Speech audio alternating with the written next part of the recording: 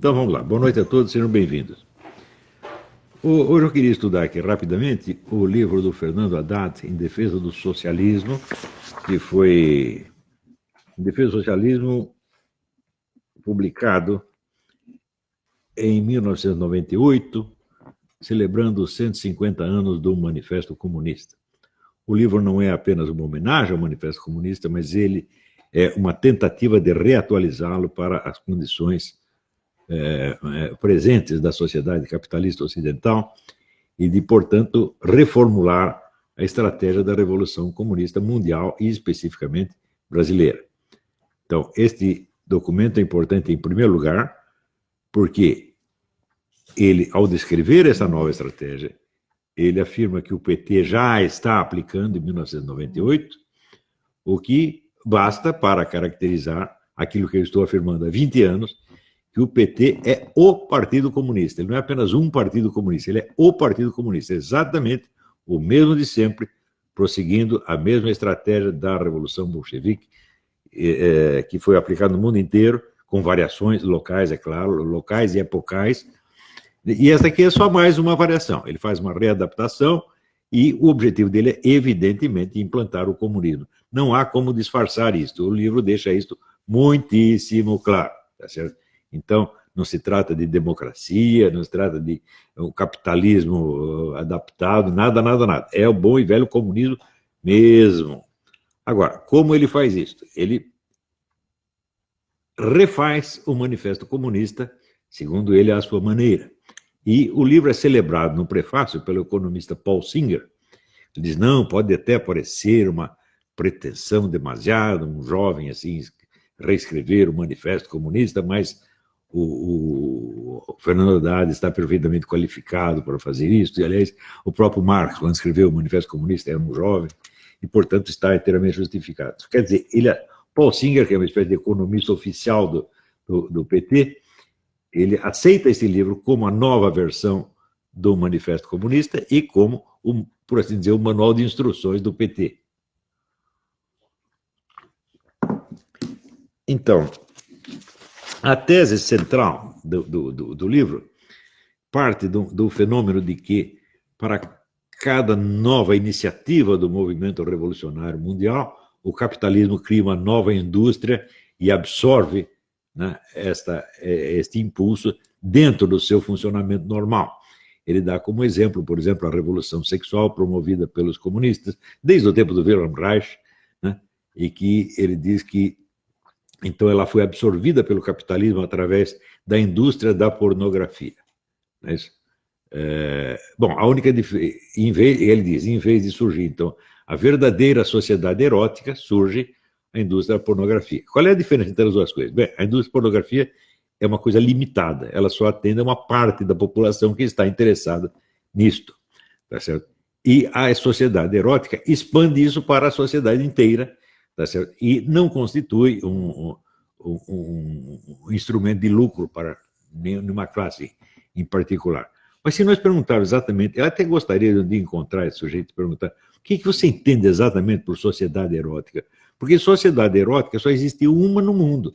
Aliás, existem duas sociedades eróticas. Existe a das hienas, que começa a fazer suruba no instante em que nascem, tá certo? E existe a dos macacos bonobos, que resolvem as suas tensões sociais através de surubas generalizadas. Todo mundo come todo mundo, tá certo? E aí fica tudo em paz. Agora, é claro que ao comer todo mundo, um macaco grande come um macaco pequenininho, né?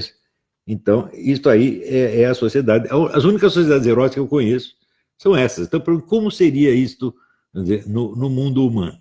Todo mundo come todo mundo, por exemplo, está a fábrica, os caras estão trabalhando para a linha de produção e vão lá fazer a sua suruba, né? A secretária come o patrão come o gerente e assim por diante. É disso que você está falando. Que raio de coisa é esta? Então, este é o tipo do flatus vocis, é uma expressão que exerce um certo fascínio desde que você não tente dizer o que é. Porque a hora que você tenta conceber o que é, você vê que não é nada.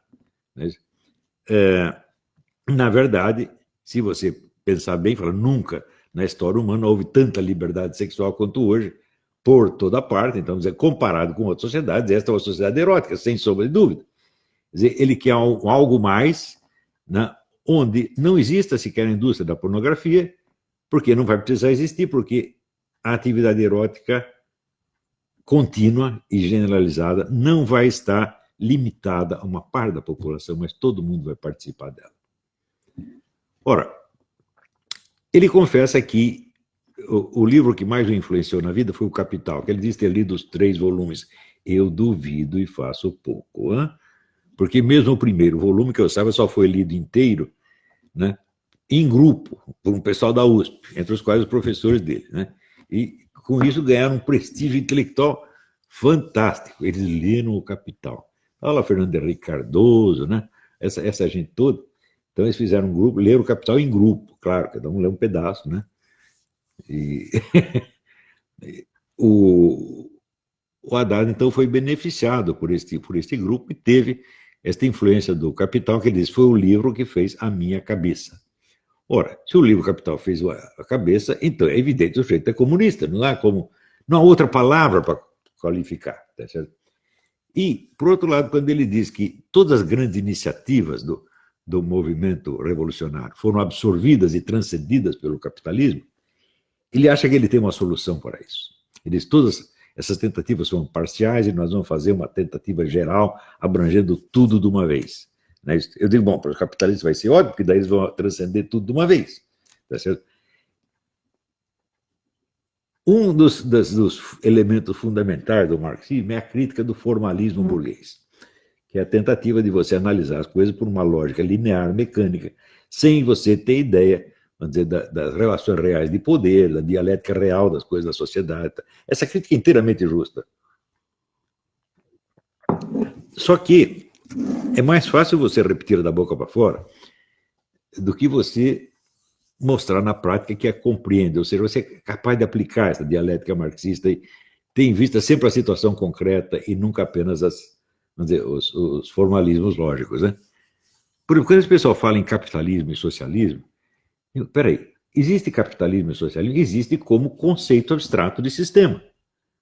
Mas, na realidade, o que você tem são diferentes situações locais, em situações, vamos dizer, humanas e geográficas diferentes, produzindo vários tipos de socialismos e vários tipos de capitalismos. Tá certo? Por exemplo, quando ele diz o capitalismo prometeu que ia elevar o padrão de vida das classes mais baixas, mas, na realidade, ele criou uma nova forma de pobreza, que é a mendicância, espalhou o lumpenproletariado por todo lugar.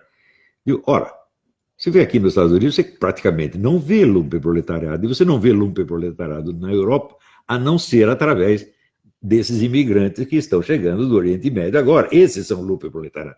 Não existia praticamente lumpenproletariado, nem na Europa avançada, nem nos Estados Unidos, mas no Brasil existe. E ele foi criado pelo capitalismo ou pela economia estatista.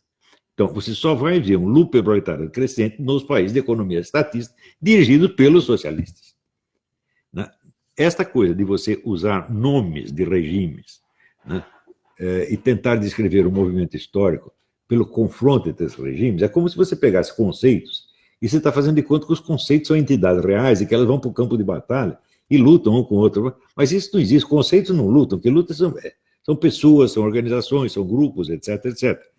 Eu me lembro, por exemplo, que havia toda esta gritaria nacional contra o neoliberalismo. Então, quando houve uma reunião do G8, o neoliberalismo está aí ferrando com nós, estão se reunindo lá para ferrar. Quando você vê, eram 8 países. Os 8 dirigentes desse país eram gente da esquerda. Então, que neoliberalismo? Neoliberalismo era uma palavra, um emblema, que designava uma ideia abstrata que seria de um capitalismo readaptado, capaz de absorver e esmagar, portanto, o movimento socialista. Mas quem estava fazendo isso eram os próprios socialistas. Tá certo? Então, toda esta coisa da dialética marxista que combate o formalismo e tenta se apegar à realidade concreta, às verdadeiras relações de poder, é só da boca para fora, porque, na verdade, eles fazem a mesma coisa. Nós estamos vendo agora mesmo isso acontecer no Brasil. Então, os marxistas sempre criticaram os liberais e outros direitistas por terem um conceito puramente abstrato e formal da democracia. Então, a democracia se compõe das eleições, dos partidos, da luta do conflito dos partidos, concorrência entre os partidos e liberdade de imprensa, etc, etc. Então, é apenas um conjunto de relações legais. Isso não leva em conta as relações reais de poder. Por exemplo, se você falar liberdade de imprensa, eu digo, bom, no Brasil tem liberdade de imprensa, mas você tem 2 ou 3 empresas que mandam em todo o universo da mídia, então não há realmente uma democracia, há uma autocracia desses 3 ou 4 grupos empresariais. Porém, agora nós estamos vendo os próprios comunistas se utilizarem do formalismo jurídico para dar áreas de um funcionamento normal da democracia a uma situação onde eles estão impondo a sua vontade tiranicamente ao país inteiro. Então, será que eles percebem que estão fazendo isso? Será que eles percebem que agora o formalismo capitalista virou um instrumento a favor deles? E que eles o estão usando? Nós todos sabemos que houve fraude nas eleições. 16 mil queixas é suficiente para você dizer, olha, essa eleição não está normal. E daí aparecem os ministros dizendo, não se pode insinuar a possibilidade de fraude, nem a possibilidade de fraude. Por quê? Porque legalmente está tudo certinho. Eu digo, mas, legalmente, mas e as máquinas? Nós não estamos falando de uma coisa legal, de um problema legal. Né? Nós estamos falando de um funcionamento real das máquinas manipulado por pessoas reais. Tá certo? Isso não pode. Então, você apega no lado legalista para negar a realidade, dar uma impressão de normalidade, a situação mais anormal que já houve, eu acho que em qualquer eleição no mundo. Não é isso? A eleição brasileira está muito parecida com a eleição soviética, onde, como dizia Stalin, não interessa em quem você vota, interessa quem conta os votos. Na eleição da Dilma já ouvi isso, a apuração foi secreta, quer dizer, a eleição foi ilegítima, eu disse isso desde o primeiro dia, quando propuseram impeachment, eu disse, vocês estão loucos, porque você propor um impeachment, você está reconhecendo a legitimidade do mandato, tá certo? Sabendo que a eleição foi ilegítima. Então, houve ali um acordo entre a direita e a esquerda, falaram, nós dois vamos nos apegar aqui ao formalismo jurídico para dar a impressão que está tudo normal e nós enganamos todo mundo. Uns fazem isso porque levam vantagem com isso, e outros agem assim porque estão com medo dos seus adversários e têm medo de mostrar o tamanho do crime que eles estão cometendo. Agora também o pessoal está todo empenhado em fazer de conta que existe uma disputa eleitoral. Não há disputa eleitoral nenhuma. Você tem um golpe de Estado em andamento feito por um grupo criminoso, tá certo? Que quer tomar o poder por todos os meios. Isso já foi anunciado pelo próprio Zé Dirceu. Nós vamos tomar o poder e isso não tem nada a ver com eleições. Né? Então, eles estão fazendo já isto, tá certo? Já tentaram matar. Porque você tenta matar o concorrente e você, depois de matá-lo, você continua com a campanha de assassinato da reputação contra um sujeito moribundo. Você acha que isso é uma eleição normal? É claro que não. A eleição já tinha que ter sido suspensa. No primeiro turno. Tentaram matar o candidato, acabou, não tem mais eleição. Só daqui 6 meses, uma coisa assim, vamos investigar tudo enquanto não descobrir quem foi que mandou matar, não vai ter a votação. Isso é o certo. Isso aconteceria em qualquer lugar do mundo. Mas, formalmente, legalmente, está tudo certinho. Então, quem está fazendo isso? É o burguês que está fazendo isso para sufocar o movimento comunista? Ou é o movimento comunista que está fazendo isso para sufocar todos os seus adversários? Tudo isso, então, para mim, está muito claro. Né? E quando eu examino aqui esse arrazoado do Haddad, eu vejo o seguinte, ele realmente está propondo uma estratégia que o PT adotou. O PT está fazendo o que ele disse. Tá certo? Só que tem os seguintes problemas. Vamos ver. Aqui ele diz, meus interesses intelectuais não se restringiam apenas à literatura marxista, mas impeliam com muita energia a conhecer os principais críticos de Marx. Foi assim que, eu, a partir dessa segunda leitura de Marx, passei a interessar por filosofia e sociologia, mas ainda na perspectiva de conhecer o que havia de melhor na crítica a Marx. Ele chama de crítica a Marx da Escola de Frankfurt. A Escola de Frankfurt é, sem dúvida, uma crítica a Marx, mas é a crítica interna. O movimento comunista, desde o início, ele foi cheio de dissidências, dissensões, né, revisionismos, etc, etc. Então, este é mais um deles. E, aliás, uma característica do movimento comunista é que ele combate com mais ardor e com mais ódio os seus dissidentes internos do que o seu suposto inimigo de classe. Né? Por exemplo, Lenin jamais falava de Karl Kautsky, o revisionista, sem dizer o renegado Kautsky. Né? Do mesmo modo, Stalin e Trotsky. Né? Não houve um sujeito mais odiado na União Soviética do que Trotsky, morreu com uma picaretada na cabeça encomendada por Stalin. Stalin mandou matar algum banqueiro ou capitalista ocidental assim? Não, não, não. O dissidente interno é o pior. Mais ainda, Mussolini. Mussolini é um dissidente do movimento socialista. Né? Então, essa gritaria toda antifascista é por quê? Eles sabem que eles têm rabo preso com o fascismo desde o início. O fascismo saiu de dentro do movimento socialista e é uma variante do movimento socialista. Por isso que eu digo, olha, esses camaradas, eles não são a extrema-direita sou eu. Porque eu não aceito compromisso nenhum com o socialismo, não tenho nada a ver com o socialismo. Esses nazistas, fascistas, tal, tudo lá, são semi-socialistas, negociam com o socialismo, eu não aceito nada disso. Então eu que sou extrema-direita, não os nazistas. Né? Então, extrema-direita para mim é o libertarians é extrema-direita. Né? Os outros não. Muito bem.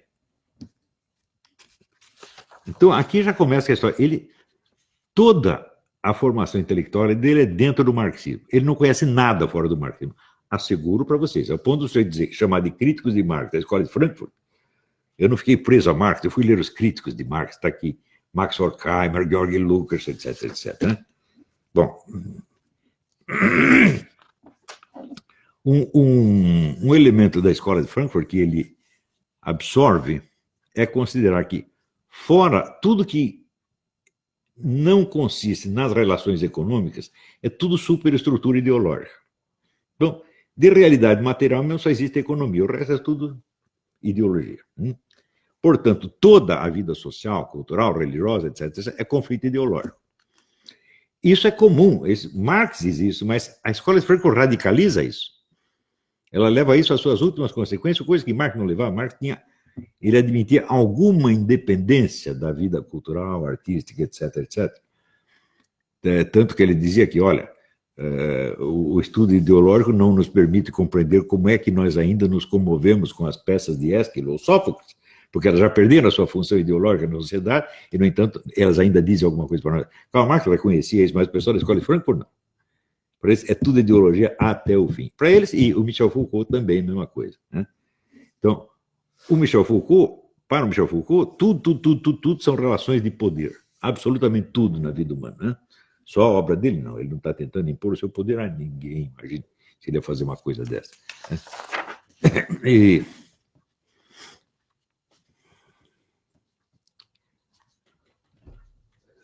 olha aqui. Ele diz, a sociedade contemporânea não será capaz de contra-argumentar a crítica da Escola de Frankfurt, senão através de argumentos de autoridade, do tipo, sua crítica é absurda porque sempre todos pensaram diversamente. Falei, hã? Quer dizer que só há argumento de autoridade contra a Escola de Frankfurt? Digo, meu Deus, eu já li tantos argumentos contra a Escola de Frankfurt, mas tantos mais inventivos. Tá certo? Então, se ele diz isso, é porque ele não conhece nenhuma crítica à Escola de Frankfurt. Então, ele imagina que todos os críticos da Escola de Frankfurt são apenas uns ingênuos, são como se fossem sargentões brasileiros, tá certo? Que só apelam ao argumento de autoridade. Eu falei, mas ele não leu nem o George Scruton? Não é possível. Né? O George Scruton tem crítica muito engenhosa à Escola de Frankfurt. Muita gente tem, né? Mas ele evidentemente não conhece. Agora, então ele diz, como a sociedade só pode opor à crítica frankfurtiana argumentos de autoridade, eles não devemos discutir com esses argumentos, né? Mas respondê-los através da desconstrução da família. Opa, peraí. O que é que uma coisa tem a ver com outra?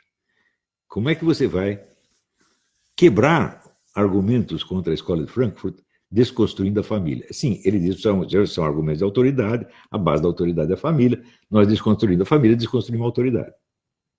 E o que é desconstruir a família? É criar a sociedade erótica. Ora, ele se diz claramente inspirado nisso pela Escola de Frankfurt. O que é que a Escola de Frankfurt diz a respeito da desconstrução da família? Max Horkheimer, num ensaio chamado Autoridade e Família, de 1936, ele diz que o que mais caracteriza a família burguesa, isso é, a família que tem que ser destruída, é a proibição de qualquer elemento erótico nas relações entre mãe e filho. Eles, os filhos, mãe pode ter carinho no filho, o filho pode ter carinho na mãe, desde que não tenha nenhum elemento sensual erótico. Então, a destruição começa pela introdução do elemento sensual erótico nas relações entre mãe e filho. Em suma, é a política incestuosa. Não há como negar isso aqui. Agora, vejam, Os comunistas estão muito habituados a escrever de maneira que as palavras deles têm um sentido para as pessoas de dentro e outro para o observador de fora. E só o de dentro percebe a extensão completa do que está sendo proposto. O cara de fora tende a atenuar. Por quê? Porque se ele vê que os caras estão propondo uma coisa muito absurda, ele vai pensar, não, eles não são loucos, não pode ser isso que eles estão dizendo. Mais ou menos como o pessoal reagiu ao Hitler nos anos 30. Quando ele fala o negócio da solução final, tal, o pessoal fala, não, ele não pode estar querendo dizer que ele vai matar um monte de judeu, não é possível, isso é absurdo. Né? Então, dava um sentido atenuado. Os comunistas fazem a mesma coisa. Né? Eles escrevem de modo que os de dentro entendem qual é o plano e os de fora dão um sentido atenuado àquilo. E eles têm muita prática de fazer isso, nem sempre é para burlar a censura. Como no caso do Antônio Gramsci, foi para burlar a censura, mas às vezes não é a censura, às vezes é simplesmente a opinião pública que você está burlando. Você não quer que todo mundo perceba claramente o seu plano, então você escreve de maneira, por assim dizer, cifrada, entre aspas, né? Então, às vezes não formalmente cifrada, mas estilisticamente cifrada. E o nosso amigo Haddad, ele faz isso, quer dizer, ele adere à ideia frankfurtiana da destruição da família, sabendo que isto inclui a erotização das relações entre mãe e filha, mas fazendo de conta, não falei nada disso, imagina incesto, que coisa horrível, não, eu sou tão cristão. Quer dizer, é tudo uma empulhação, evidentemente. Agora, não é só a nós que ele engana o próprio pessoal do PT. Por quê? O núcleo da teoria dele é o seguinte, no tempo de Karl Marx só existia duas classes sociais, proletários e burgueses. Eu digo primeiro, de onde que ele tirou isto? Porque Karl Marx falava também nos intelectuais de classe média e no lumpenproletariado. De onde que ele tirou a expressão? Quem botou a expressão lumpenproletariado em circulação? Foi Fernando Haddad, em 1998? Não, foi Karl Marx, em 1848. Então, como é que ele diz que no tempo de Karl Marx, que Karl Marx só conhecia duas classes sociais, quando Karl Marx está mencionando quatro? Né? Daí ele apresenta as quatro, ele diz que essa é a grande inovação Fernando Haddadiana da estratégia comunista. Eu digo, claro que isso é uma empulhação. Tá certo? Eu digo, então, eu acabo duvidando de que o próprio Paul Singer tenha lido o Manifesto Comunista. Né? Por quê? Porque ele reconhece a novidade da teoria do Haddad. Né? Então, ele diz, além do burgueses e proletários, hoje existe uma classe de cientistas e técnicos contratados pelo capital para fazer o funcionamento da sociedade, e existe também uma vasta multidão lumpen-proletária, diz ele, criada pelo progresso do capitalismo. Ao contrário, o progresso do capitalismo elimina a existência do lumpen-proletariado, tanto elimina que tem que importá-lo dos países árabes ou do México, tá certo? E esse lumpen-proletariado só é crescente nos países que estiveram sob administração esquerdista e comunista durante muito tempo, como o México e o Brasil. Né? Então, ele está enganando os próprios comunistas, fazendo de conta que ele está apresentando uma teoria nova, quando a teoria é tão velha quanto o próprio Manifesto Comunista. Mais ainda,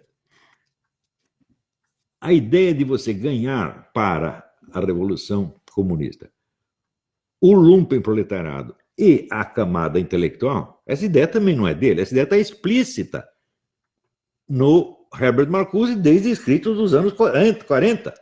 E o cara vem vender isso de novo dizendo que é dele. Quer dizer, então, em primeiro lugar, esse é um plagiário. Tá certo? Agora, a lei brasileira não reconhece plágio de ideia, só reconhece plágio de texto. Então, legalmente no Brasil não é plágio. Veja, de novo, o apelo ao formalismo jurídico. Legalmente não é plágio, mas substantivamente é um plágio, porque você está apresentando como sua uma ideia que já vem de um outro. E daí ele propõe lá uma série de estratégias, entre os quais o que ele chama subversão do mercado. Como é que é a subversão do mercado? É você introduzir elementos socialistas no funcionamento do próprio mercado. Por exemplo, através de cooperativas, como o MST. Grande novidade estratégica, vamos fazer as cooperativas e vamos subverter o capital. Né? Só que é o seguinte, essa ideia foi introduzida por Stalin, né, na União Soviética em 1924, 25, e por Stalin no Ocidente a partir de 1948. Ou seja, ele está propondo uma ideia que já existe como prática comunista desde 1948. Então, das duas, ou ele ignora tudo isto, e é um sujeito que, até um comunista sério prestar atenção nesse sujeito é perda de tempo, né, ou então ele conhece e está fazendo de conta que não conhece, é tudo fingido. Então, esse livro ou é um crime, ou é uma prova de estupidez fora do comum. E é este lixo que os caras querem eleger presidente da República, este subintelectual de bosta. Isso é uma vergonha, pô, até para o movimento comunista. Mais vergonha ainda é o Paul Singer ter subscrito isso. Eu não conheço direito o livro do Paul Singer, não sei qual é o estatuto intelectual dele, mas era um cara que dentro do PT era respeitado como um grande intelectual. E como é que esse grande intelectual engole esta porcaria e acredita que é um negócio muito bom, né?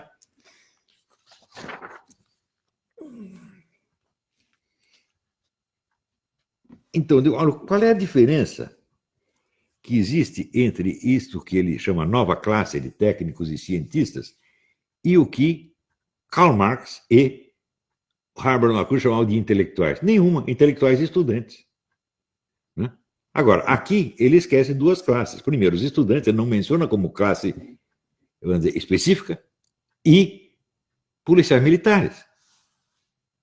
E a burocracia estatal, nada disso para ele existe. Eu digo, de que sociedade você está falando? Né? É uma sociedade abstrata, um modelo abstrato que você inventou, tá certo? Escondendo a fonte que essa ideia já tinha na literatura marxista.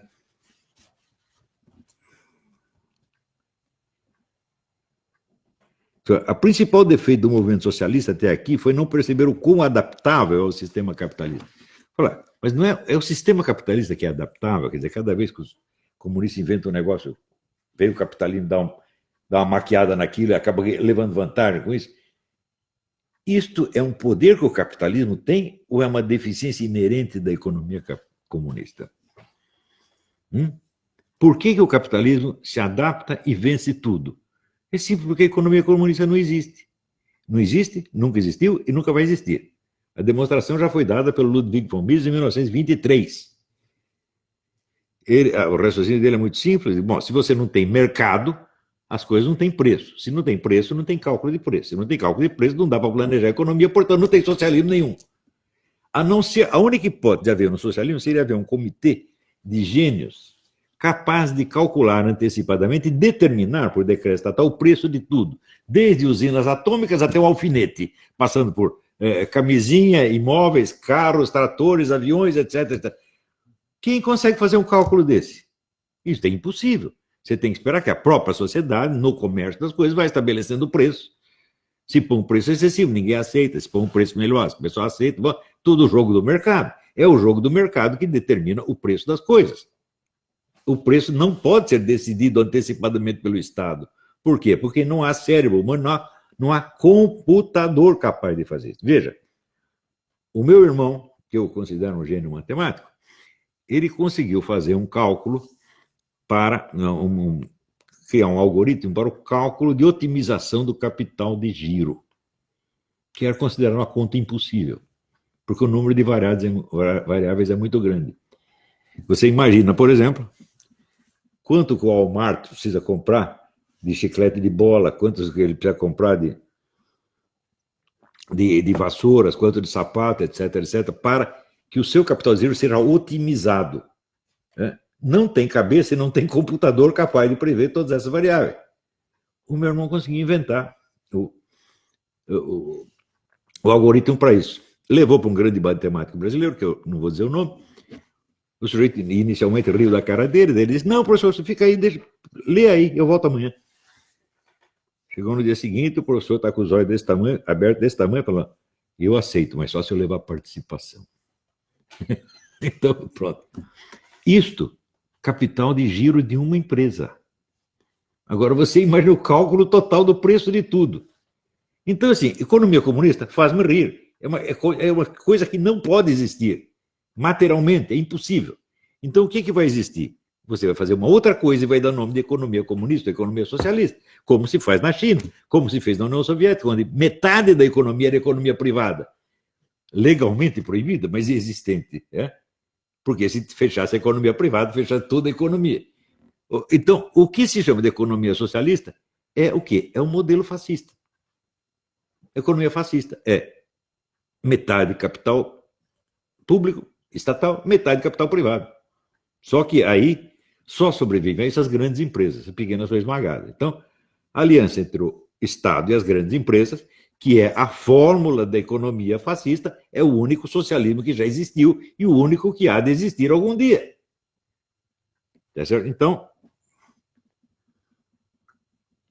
é claro que você jamais vai chegar à economia comunista e você vai dizer, mas isso a culpa é da flexibilidade do capitalismo, ele consegue se adaptar a tudo. Falei, o capitalismo está vencendo o treco que não existe, meu Deus do céu.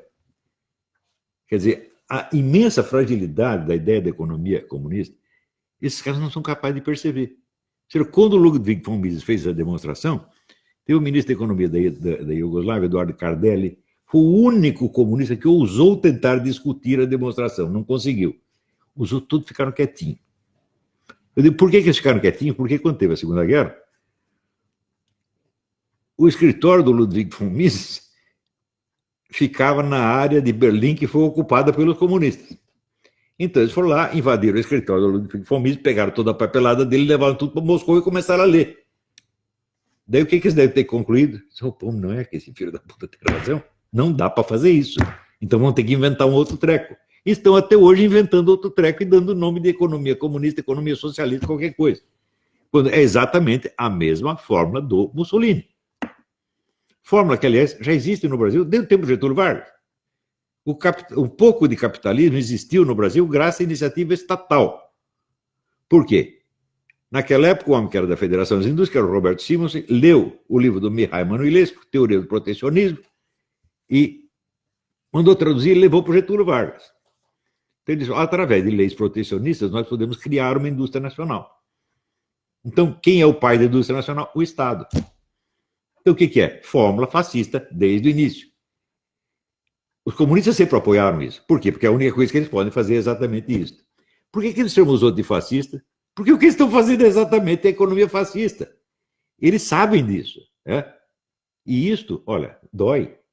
Né? Pô, nós cuspimos tanto naquele Mussolini, naqueles caras revisionistas, essa coisa toda, e nós agora estamos fazendo exatamente o que eles diziam que dá para fazer. Então é isso. Só existe dois tipos de economia no mundo. Existe a economia liberal, que tem seus limites, e existe a economia fascista. O resto não existe. Então, não é que o capitalismo tem a capacidade de se adaptar. O capitalismo tem a capacidade de vencer um desafio inexistente, que é o de superar a inexistente economia comunista. Mas, diz o Haddad, nós podemos aqui juntar as três classes, os intelectuais, né? o lumpenproletário e os trabalhadores contra os empresários. Você esqueceu uma coisa, os banqueiros. Cadê os banqueiros? Cadê o capital financeiro? Onde está ele? Ele está fazendo exatamente o que você propõe. Ele financia o estrangulamento dos empresários industriais, que daí se tornam escravos dos bancos. Então, este camarada, como todos os comunistas do mundo, ele trabalha para a glória do grande capital, dizendo que está trabalhando para destruir o capitalismo. Esses caras são um bando de inconscientes, de idiotas. Eles não entendem a mecânica real da coisa. Veja, eu reconheço que Karl Marx fez um esforço monstro para entender como a sociedade funciona realmente. Ele não conseguiu, mas ele queria. Esses caras não têm a menor ideia de que é preciso fazer isso. Eles pegam esses nomes abstratos de regime, capitalismo, socialismo, e raciocinam como se isso fossem forças históricas reais. Então, é uma luta entre os conceitos emergem do dicionário e começam a brigar, começam a matar pessoas, etc, etc. Né? Daí ele diz o seguinte, ele diz que todos os movimentos anteriores, eles pecaram porque eram sempre parciais. Eu digo, escuta, o que é que teve de parcial a Revolução Russa? A Revolução Russa já não quis mudar a sociedade inteira de uma vez? Criar um novo homem, mudar a própria natureza humana? Quer dizer, você acha que você descobriu a ideia da Revolução Geral, os outros só tinham revoluções especializadas? Como é possível o cara dizer uma coisa dessa? Daí ele diz, a solução não pode ser qualquer tipo de reivindicação parcial, não pode ser qualquer movimento alternativo de protesto. A solução, hoje como antes, continua sendo a história da luta de classes. Né? Só que ele disse, então a história da luta de classes tem que acrescentar mais duas classes. Eu digo, mas ela já não estava acrescentada. Eu expliquei é um livro meio inédito, que é A Marcha dos Abismos, mas eu li para vocês o primeiro capítulo, que tratava do problema da relação entre os intelectuais e os proletários dentro do movimento comunista fundado por Karl Marx. E eu mostrei que Karl Marx estava consciente de que os intelectuais é que mandavam nos proletários. Então, mas como é que ele continuar a falar de revolução proletária se quem estava no comando eram os intelectuais? E os proletários só faziam obedecer. Ele estava consciente disso, e, no entanto, ele varreu o problema para o tapete, nunca examinou com maior profundidade. Quando depois o regime soviético se transforma numa ditadura de intelectuais oprimindo os proletários, isso já estava na própria concepção original de Marx, e Marx não quis confessar. Mas quem lesse o Manifesto Comunista e o Capital com alguma atenção naquela época, 1840 e pouco, até 1870, 70 e qualquer coisa, quando saiu o Capital, entenderia, falar, aqui tem este problema, o que você está chamando de revolução proletária vai ser uma revolução conduzida pelos intelectuais que vão mandar na sociedade. Os proletários vão ter que trabalhar cala a boca. Isso é a conclusão lógica, não do que Marx diz, mas do raciocínio que está implícito ali. Ora, essas propostas elas têm uma lógica interna, e essa lógica interna é ela que vigora e não apenas o sentido expresso das palavras usadas. Quer dizer, a lógica interna funciona na medida em que ela tem uma correspondência com a realidade externa. Em que é que a teoria de Marx correspondia com a realidade externa? Correspondia que, de fato, os intelectuais é que estavam mandando, e os proletários estavam obedecendo. E o lumpenproletariado? Karl Marx dizia, o lumpenproletariado não pode... Essa é uma diferença efetiva criada pela escola de Frankfurt. Karl Marx achava que os lumpenproletários, quer dizer, bandido, puta, drogado, etc., era uma classe inimiga da revolução, inimiga do proletariado. De fato, ela é inimiga do proletariado, mas ela pode ser usada na revolução porque já tinha sido usada na Revolução Francesa. A Revolução Francesa foi lá, abriu toda a porta da cadeia para fazer bagunça. Lenin fez a mesma coisa, só que depois mandou matar todos os lumpens. Então, o lumpen pode ser usado.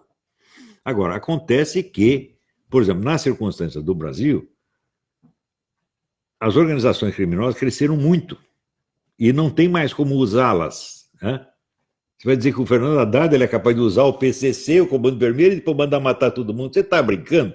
Eles mandam matar o Fernando Haddad muito antes disso. Então, eles têm mais condição até de conduzir o processo do que qualquer partido político. Então, essa é uma diferença efetiva que existe.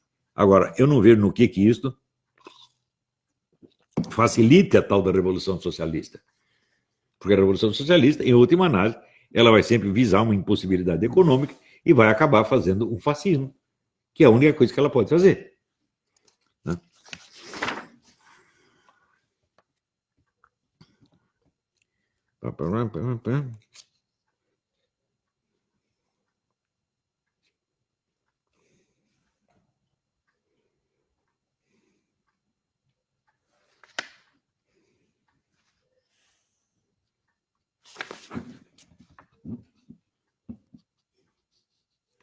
Aqui.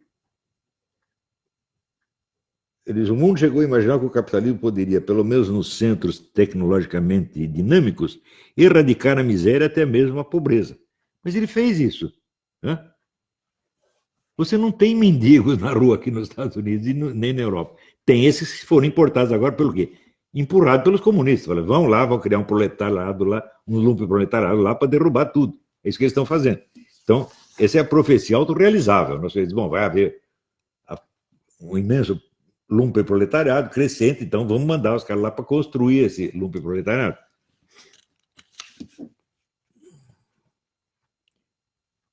Olha aqui. A única forma de construir um projeto alternativo de sociedade consistirá em isolar a classe dominante de um lado e as demais 3 classes de outro. Essa é a condição necessária para a superação da ordem capitalista. Ué, mas isso era a proposta do Herbert Marcuse. Nós juntamos os intelectuais, o lumpenproletariado e o proletariado e exprimimos a classe capitalista e ela mora. E daí pergunta, quem paga isso? Os banqueiros. Muito simples. Como de fato aconteceu. A esquerda mundial é financiada pelos grandes grupos, todo mundo sabe, George Soros e outros, né? Todo o pessoal do Bilderberg.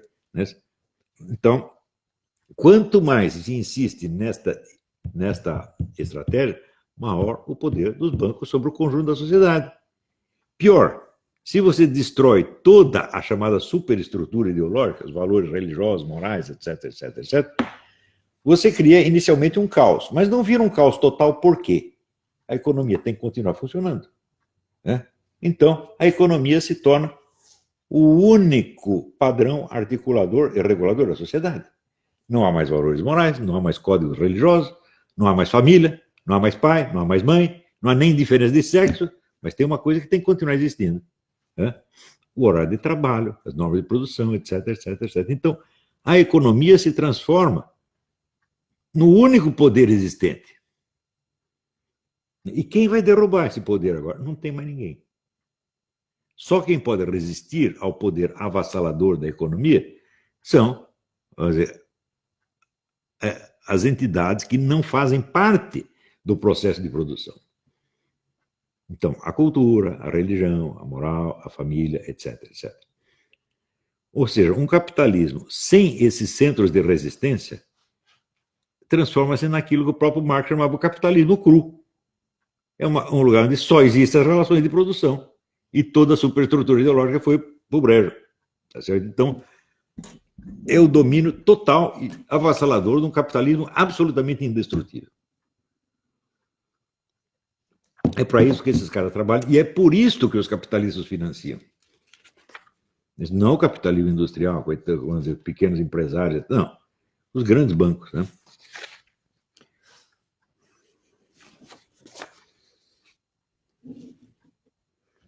Olha, ele chama o Novo Manifesto Comunista, né? A subversão do mercado. Tem vários tipos de subversão da família, né? E tem a subversão do mercado, né? Por meio da socialização da sociedade privada, mas de modo a manter o mercado, ou seja, manter o mercado em funcionamento, mas essa proposta passa por algo próximo à propriedade cooperativa, algo que difere da propriedade estatal e da propriedade privada. É o MST. O MST é o exemplo tipo da cooperativa. Só que o sistema cooperativo já foi espalhado no mundo por Stalin a partir de 1948. Ele não sabe disso. Ele está propondo que se faça uma coisa que já foi feita. Só que ele não sabe o que foi feita. Né? E qual é o resultado? Né? O resultado é o seguinte: o que é que o MST produz? O MST vive de dinheiro do governo. Né? Dinheiro que é extorquido de imposto dos outros, porque a produção dele não serve para absolutamente nada. Então, o que você vai fazer é espalhar a miséria, tá certo? E dizer que isto é a subversão do mercado. E, sim, vai subverter o mercado mesmo, e vai todo mundo morrer de fome, que é exatamente o que esse pessoal sabe fazer. Daí ele dá como exemplo disso o Movimento dos Trabalhadores Sem Terra, o MST. Né? Mais ainda, ele, ao explicar essa nova estratégia, que não é nova, ele diz, olha, o PT, tudo que o PT está fazendo é exatamente isto. E ele tem razão, o PT estava aplicando isso aqui. Só que o PT já estava fazendo antes que o Haddad escrevesse. Por que o PT estava fazendo? Porque a Escola de Frankfurt já está propondo isso há 50 anos. E certamente o Haddad não foi o primeiro cara que ouviu falar de Escola de Frankfurt. Né?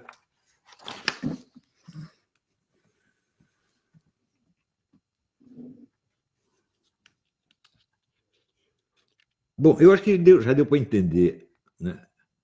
Por um lado, o PT é um partido comunista mesmo. Segundo, o estrategista tomado do poder pelo comunismo é o Fernando Haddad. Terceiro, essa estratégia é muito vagabunda porque é copiada de estratégias anteriores que deram resultados variáveis no mundo, mas que jamais conseguiram criar uma economia comunista. Então, é nisso que nesse buraco que eles estão metendo o Brasil de novo.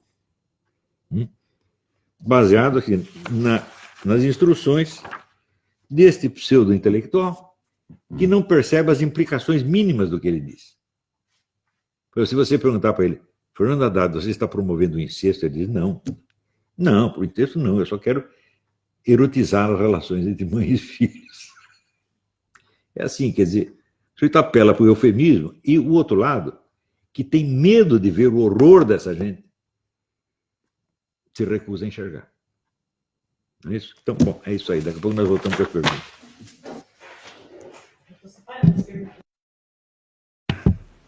Então vamos lá, aqui tem umas perguntas muito interessantes. Aí o Fábio, acho que Barbirotto. O senhor afirma que a revolução é um processo de concentração do poder realizado por uma elite revolucionária. Todavia, o senhor tem falado na Revolução Brasileira como um processo de tomada de poder pelo povo. Como essas visões se harmonizam? Essa pergunta é importantíssima. Se você quer entender as minhas aulas, tem que prestar atenção nesta pergunta e na sua resposta. Eu, na verdade, eu tenho usado o termo revolução em dois contextos e com sentidos que, na verdade, são até antagônicos. Primeiro é a palavra revolução sozinha, e segundo o termo revolução brasileira. O termo revolução eu uso no sentido que eu mesmo defini nesse sentido, quer dizer, um processo de concentração do poder nas mãos de uma elite revolucionária. E o termo revolução brasileira eu uso no sentido que se consagrou numa série de livros clássicos sobre o Brasil, entre os quais a Revolução Brasileira, do Pessoa de Moraes, Mito e Verdade da Revolução Brasileira, do Guerreiro Ramos, muitos outros livros que usam esse termo Revolução Brasileira, Raimundo Faul. E a Revolução Brasileira é a sucessão de esforços do povo brasileiro para se tornar o senhor do seu destino e passar por cima das elites mandantes, que o sufocam já desde o tempo da independência. Tá certo? Então, isso quer dizer, o Brasil nunca teve uma democracia de verdade. Né? O povo brasileiro nunca foi o autor da sua própria história. Ele é sempre o rabo do cachorro, nunca o cachorro. Tá certo? Eu vejo que a primeira iniciativa verdadeiramente popular que apareceu, primeiro sinal de que o povo, por si mesmo, estava tomando a iniciativa e passando por cima dos mandantes, foi nos movimentos de 2015. Aí sim, eu disse, isso é o cume, é o ponto culminante da Revolução Brasileira até agora. Claro que deve haver outros pontos culminantes. A eleição do Bolsonaro também faz parte deste processo. Você vê aqui, houve pouquíssima propaganda para induzir o povo a tomar essa iniciativa. A resposta popular foi desproporcional com a modéstia dos apelos que apareceram. E esses apelos apareceram apenas na internet, né? E no boca a boca. Não apareceu no Estadão, não apareceu na Folha, não apareceu na Rede Globo, nada.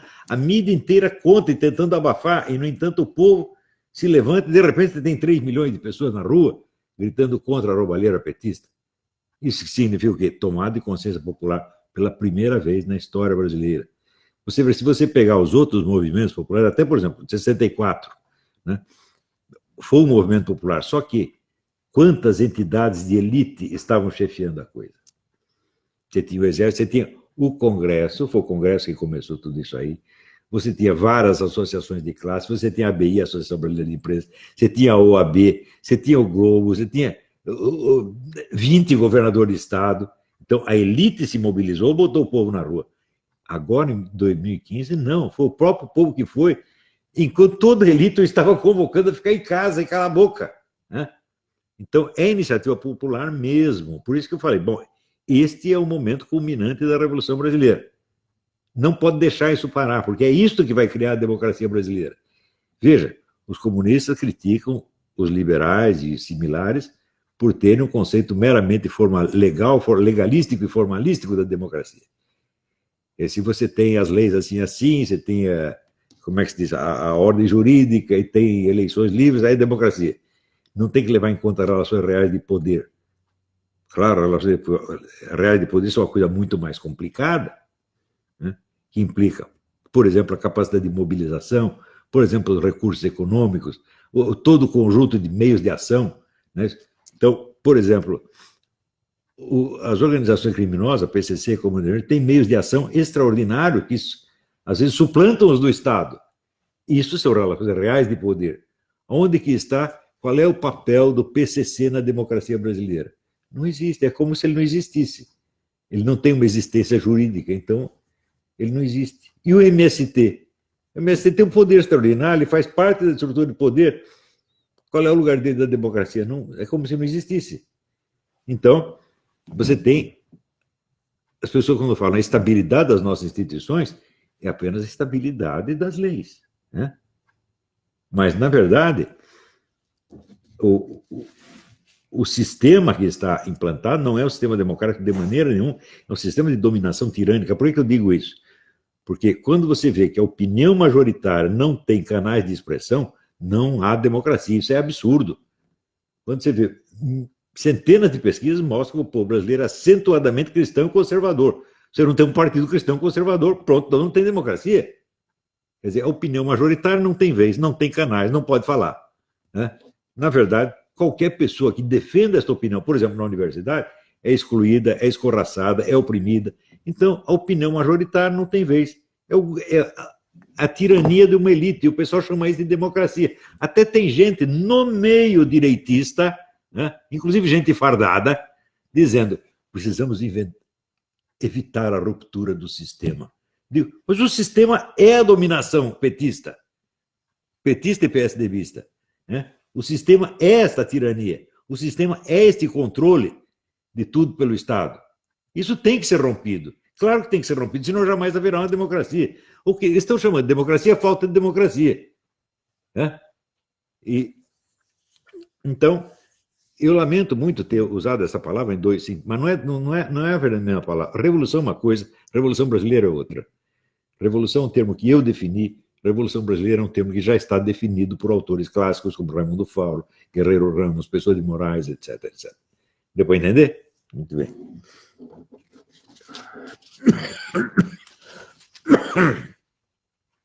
O que o senhor tem a dizer, recomendar dentro da passividade e excesso de confiança do Bolsonaro? Será impossível eles fraudarem dentro da avalanche de votos, dentro da possibilidade de uma fraude ainda mais escandalosa. Olha, nós estamos lidando com um bandido, gente. Eu estou dizendo, não há disputa eleitoral nenhuma. Há, sim, um grupo criminoso tentando se apropriar do poder por todos os meios ilícitos e, por outro lado, um bando de vítimas amedrontadas, com medo de declarar a gravidade do problema, tentando se anestesiar mediante frases calmantes. Esta é uma delas. Ah, nós tivemos tantos votos a mais. Isso não quer dizer nada.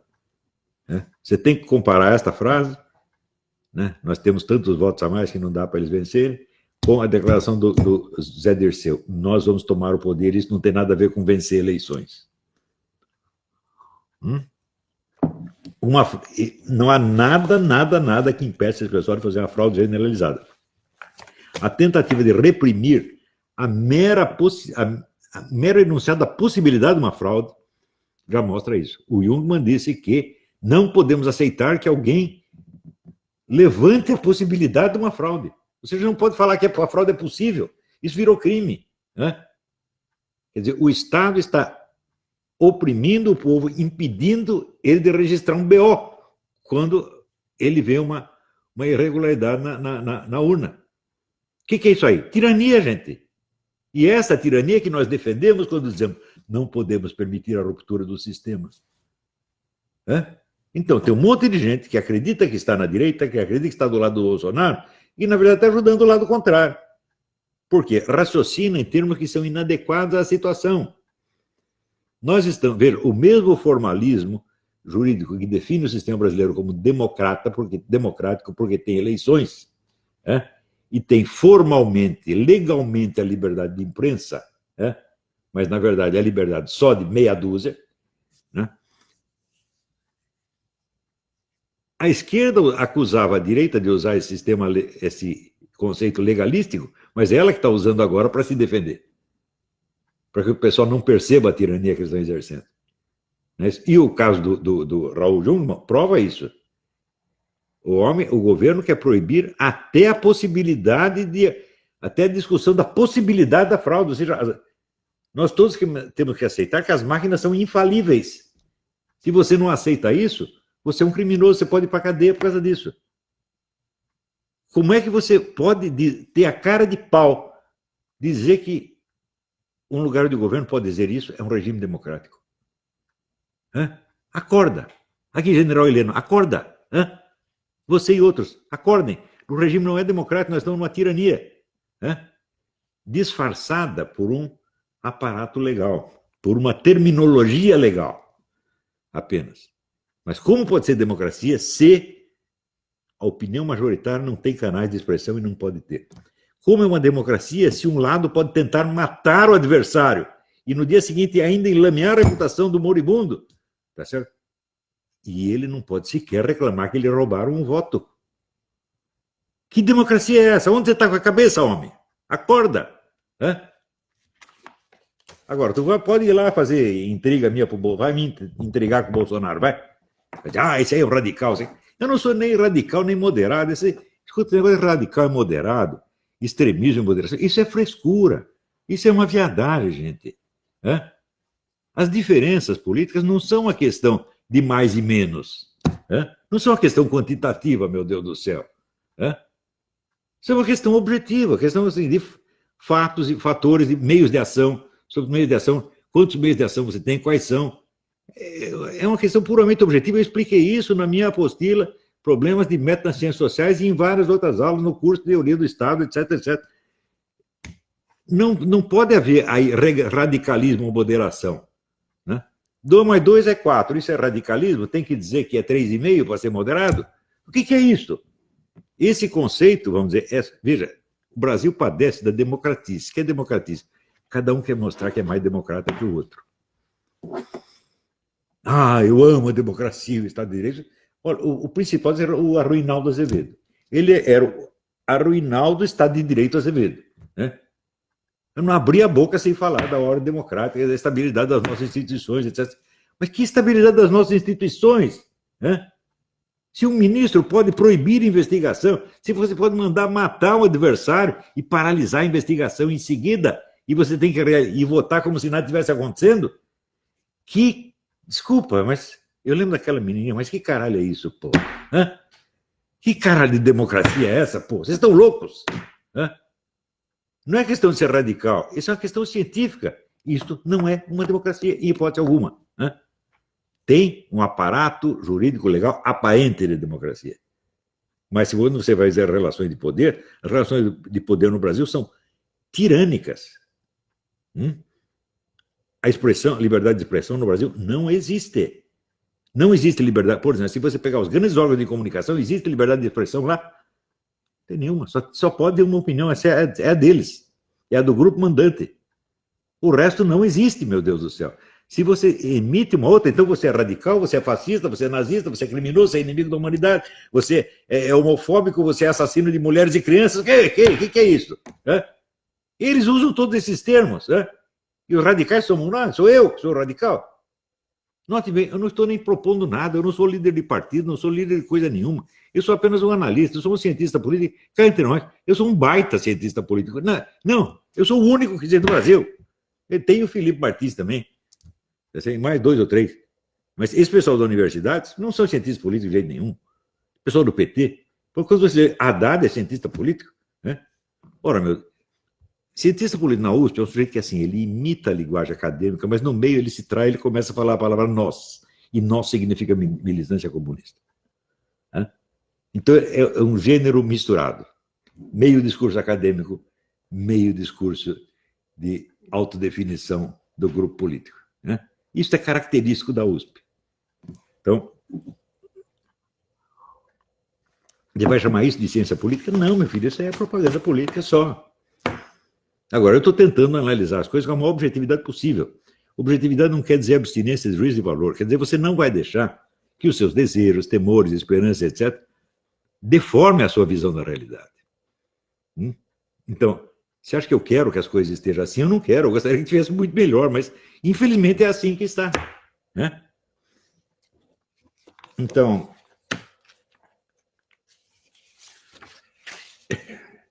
vamos lá. Felipe Denardi, professor, em que pé está escrita nos seus livros? Não está em pé nenhum, meu filho, você está andando devagar, isso aí está passo de lesma, né? Porque é muita coisa, é muito difícil. Eu, por exemplo, estava correndo o curso sobre o Louis Lavelle, né? A cada 3 páginas eu tropeço em dificuldades enormes, a coisa tem que ser toda reescrita, é um problema. Né? Esse, saber, é o maior problema da minha vida. Vamos lá.